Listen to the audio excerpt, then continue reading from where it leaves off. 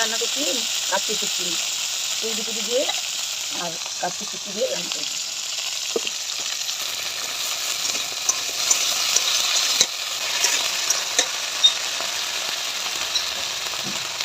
নুন দিলাম,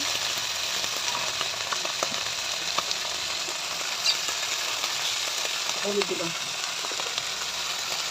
কষাবো। তারপরে আমি বাটা মশলা দেবো, জিরে বাটা, আদা বাটা, রসুন বাটা আর কাঁচা লঙ্কা বাটা দিয়ে দিই। দিয়ে এবার কষাবো, কষিয়ে দিয়ে দেবো।